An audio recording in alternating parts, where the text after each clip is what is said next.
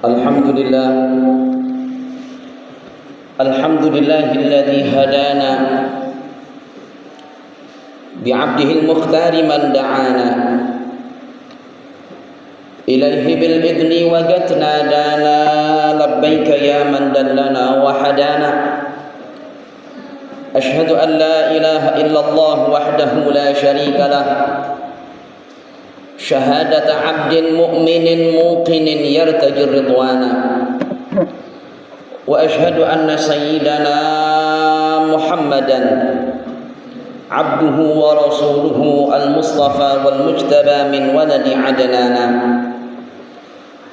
Allahumma salli wa sallim wa barik wa karrim wa majid wa azim wa tahannan wa tarham ala sayyidina Muhammad al-fatih lima ughliq wal khatim lima sabaq nasiril haqqi bil haqq wal hadi ila siratikal mustaqim wa ala alihi wa sahbihi haqqa qadrihi wa miqdarihi al-azim amma ba'd faya ma'asyiral muslimin rahimakumullah usini nafsi ana wa iyyakum bitaqwallah faqad fazal muttaqun a'udzu billahi minasyaitonir rajim bismillahirrahmanirrahim ya ayyuhalladzina amanu taqullaha haqqa tuqatih wa la tamutunna illa wa antum muslimun sadaqallahul azim. Ma'asyiral muslimin jamaah Jumat yang dirahmati Allah Subhanahu wa taala, di hari yang mulia dari mimbar yang mulia ini, khatib berkesempatan menyampaikan pesan mulia penuh cinta dari Sang Pencipta Allah Jalla wa'ala, bahwa di antara larangan tegas Allah Subhanahu wa ta'ala yang termaktub dalam Al-Quran, bahwa di antara larangan tersebut adalah larangan mengkonsumsi minuman keras atau miras. Al-Quran surah Al-Baqarah ayat 219 menegaskan, faqala ta'ala yas'alunaka 'anil khamri wal maisir qul fihima ithmun kabirun wa manafi'u linnas wa ithmuhuma akbaru min naf'ihima.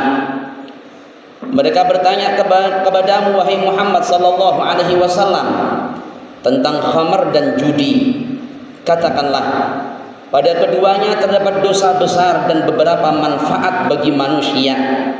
Akan tetapi dosa keduanya lebih besar daripada manfaatnya. Sekali lagi Allah tegaskan bahwa dosa keduanya lebih besar daripada kemanfaatannya. Dalam surat Al-Maidah ayat 90 juga ditegaskan tentang larangan minuman miras ini. Qala subhanahu wa ta'ala ya ayyuhalladzina amanu innamal khamru wal maisir wal ansabu wal azlamu rijsum min 'amalis syaitan fajtanibuhu la'allakum tuflihun. Wahai orang-orang yang beriman, sesungguhnya minuman keras, berjudi, menyembelih untuk berhala, dan mengundi nasib dengan anak panah adalah perbuatan keji dan termasuk perbuatan syaitan. Maka jauhilah perbuatan-perbuatan itu agar kamu beruntung. Bukan hanya dalam Al-Quran Allah menyampaikan larangan minum miras ini, tetapi Allah juga menitipkan pesannya melalui lisan mulia Rasulullah sallallahu alaihi wasallam akan keharaman minum miras ini. Faqala sallallahu alaihi wasallam kullu muskir khamar wa kullu khamr haram wa man syaribal khamar fid dunya wa mata wa lam yatub minha wa huwa mudminuha lam yashrabha fil akhirah. Semua yang memabukkan itu disebut khamar, dan semua khamar itu haram. Barang siapa meminum khamar di dunia lalu ia mati dan belum bertobat darinya, sedang dia masih terus meminumnya, niscaya ia tidak akan meminumnya kelak di akhirat. Hadis riwayat Al-Imam Muslim rahimahullah rahmatan abrar. Al-Imam Al-Hafidh Ibn Hajar dalam kitab Fathul Bari Syarah Sahih Al-Bukhari menjelaskan bahwa mereka yang kecanduan minum khamar di dunia tidak hanya akan diharamkan meminum khamar di syurga, namun juga akan terhalang untuk masuk syurga. Karena khamar merupakan salah satu minuman penduduk syurga kelak, sehingga orang-orang yang diharamkan untuk meminumnya menunjukkan bahwa ia tidak bakal dimasukkan ke dalam syurga Allah Subhanahu wa taala.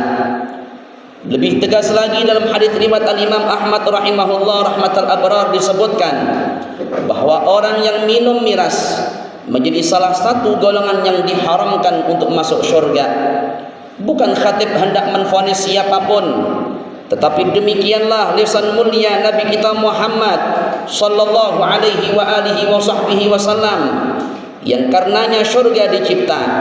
Beliau bersabda dengan segenap kasih sayangnya kepada umat.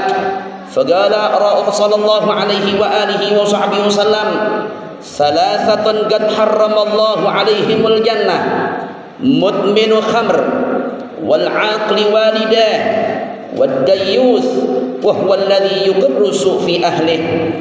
Tiga golongan orang yang diharamkan Allah untuk masuk syurga, yaitu orang yang terus-menerus minum khamar atau miras, orang yang durhaka kepada ibu bapaknya, dan orang yang membiarkan istrinya berbuat serong.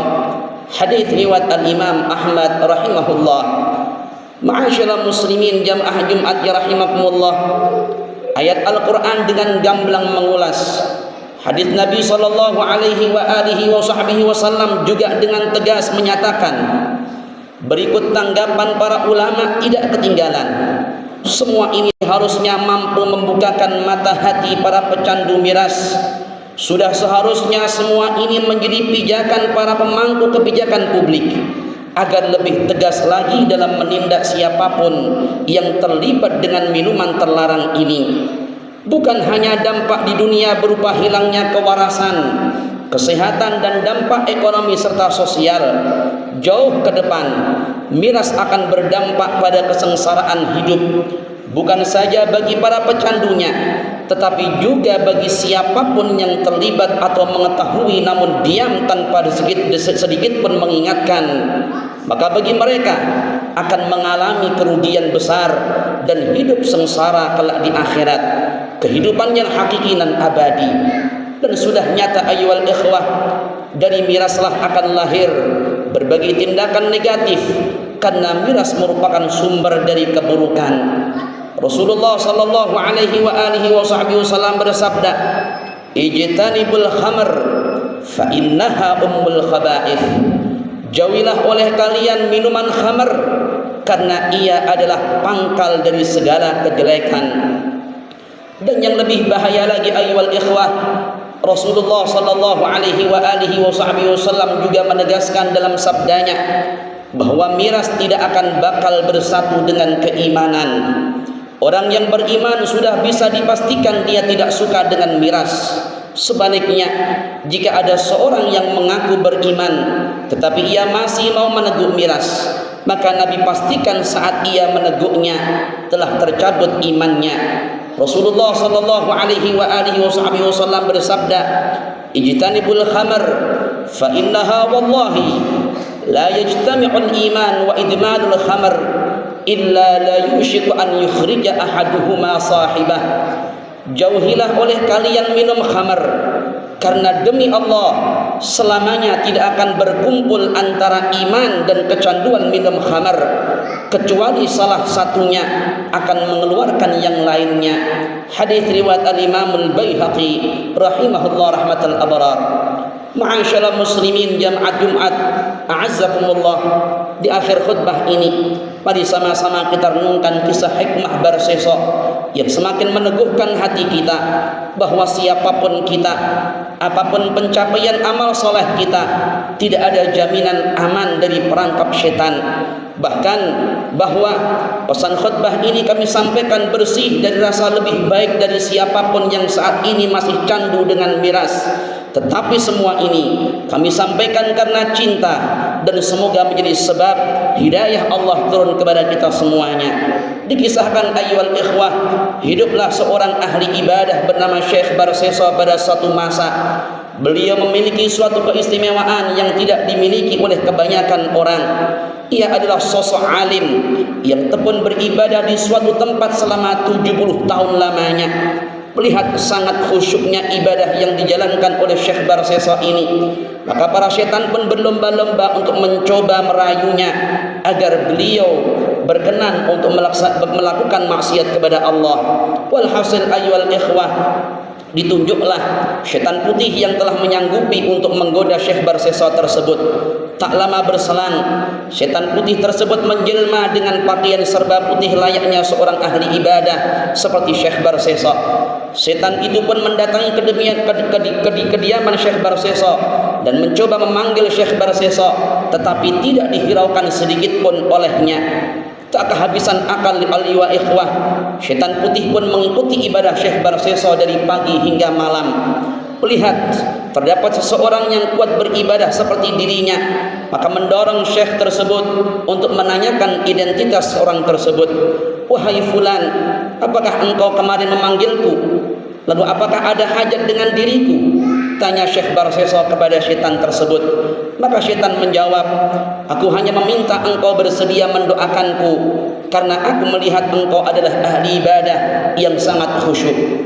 Jikalau engkau seorang muslim, maka sesungguhnya engkau sudah aku doakan bersama seluruh umat Islam di dunia ini. Begitu jawab Syekh Barsesa. Kalau begitu, aku memohon kepadamu agar bersedia mengangkatku sebagai muridmu, karena dengan aku menjadi muridmu, aku bisa menghabiskan banyak waktu bersamamu saat beribadah. Pinta setan kepada Syekh Barsesa. Syekh Barsesa pun menyetujui permintaan setan itu tanpa sedikit pun curiga. Selang beberapa waktu kemudian, Syekh Barsesa melanjutkan ibadahnya dan setan pun turut serta melakukan ibadah layaknya Syekh Barsesa. Setelah keduanya menjalankan ibadah, mereka keluar sejenak dari tempat peribadatan dan melakukan perbincangan ringan. Saat perbincangan tersebut, setan kembali melancarkan aksinya, yaitu menggoda Syekh Barsesa.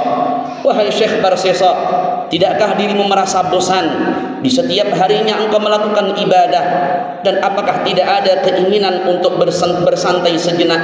Mari kita bersantai sejenak dan mencari seorang perempuan untuk kita tiduri. Syekh Barsesa dengan cepat menolaknya, tidak, karena itu termasuk dosa yang besar. Kemudian setan mengajak Syekh Barsesa untuk merampok dan membunuh penjaga warung. Tetapi Syekh Barsesa tetap tidak terbujuk dan mengatakan bahwa hal tersebut adalah dosa besar. Tak kehabisan akal ayyuhal ikhwah, setan pun merayu Syekh Barsesa agar mau meminum khamar di sebuah warung yang berada di tengah hutan yang dianggapnya tidak banyak orang yang datang. Tenang wahai Syekh, di sana nanti pasti jarang sekali dikunjungi oleh banyak orang, sehingga apa yang kita lakukan tidak ada yang mengetahuinya. Demikian bisik setan merayu Syekh Barsesa. Syekh Barsesa pun akhirnya tertarik atas penjelasan setan tersebut, dan keduanya berjalan menuju warung yang berada di tengah hutan serta meminum khamar yang menyebabkan Syekh Barsesa mabuk berat. Di tengah mabuk beratnya, setan menyuruh Syekh Barsesa untuk menatap kemolekan perempuan penjaga warung tersebut. Karena berada di bawah pengaruh khamar, hasrat birahi Syekh Barsesa pun